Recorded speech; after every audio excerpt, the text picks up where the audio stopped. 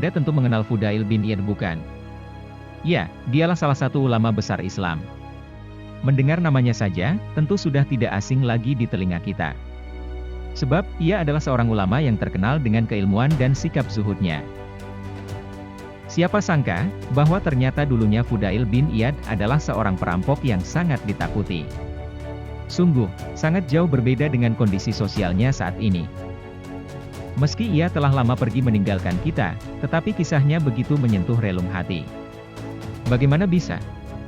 Betapa tidak, sang perampok handal dan dikenal berbahaya ini, bertaubat dan menjadi ulama besar. Lantas, bagaimana bisa Fudail bin Iyad bertaubat? Disebutkan dalam Syiar Alam An-Nubala dari Jalan Al-Fadl bin Musa, beliau berkata, adalah Al-Fudail bin Iyad dulunya seorang penyamun yang menghadang orang-orang di daerah antara Abu Warda dan Sirjis. Dan sebab taubat beliau adalah karena beliau pernah terpikat dengan seorang wanita.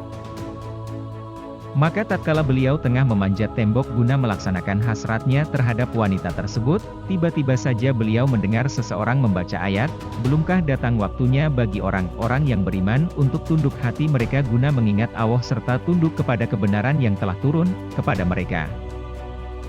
Dan janganlah mereka seperti orang-orang yang sebelumnya telah turun Alkitab kepadanya, kemudian berlalulah masa yang panjang atas mereka lalu hati mereka menjadi keras, dan mayoritas mereka adalah orang-orang yang fasik. Quran Surat Al-Hadid ayat 16. Maka tatkala mendengarnya beliau langsung berkata, tentu saja wahai Robku. Sungguh telah tiba saatku, untuk bertaubat. Maka beliau pun kembali. Dan pada malam itu ketika beliau tengah berlindung di balik reruntuhan bangunan, tiba-tiba saja di sana ada sekelompok orang yang sedang lewat. Sebagian mereka berkata, kita jalan terus. Dan sebagian yang lain berkata, kita jalan terus sampai pagi, karena biasanya Fudail bin Iyad menghadang kita di jalan ini. Maka beliau pun merenung dan berkata, aku menjalani kemaksiatan-kemaksiatan di malam hari dan sebagian dari kaum muslimin di situ ketakutan kepadaku, dan tidaklah Allah menggiringku kepada mereka ini melainkan agar aku berhenti dari kemaksiatan ini. Ya Allah, sungguh aku telah bertaubat kepadamu dan aku jadikan taubatku itu dengan tinggal di Baitul Haram. Maka, dapat kita ketahui bahwa Allah Subhanahu wa Ta'ala akan selalu membuka pintu hidayah pada siapapun yang dikehendakinya. Sungguh beruntung orang-orang yang memperoleh hidayah itu dan segera menyadari datangnya hidayah.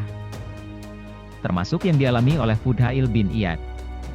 Ia memperoleh hidayah dari hal yang tak pernah terpikirkan dalam benaknya, yakni mendengarkan ayat Allah. Jika Fudail bin Iyad saja bisa memperoleh hidayah, tentu kita pun bisa. Berbuat maksiat memang akan menimbulkan noda hitam di hati yang akan menutup hidayah dari Allah.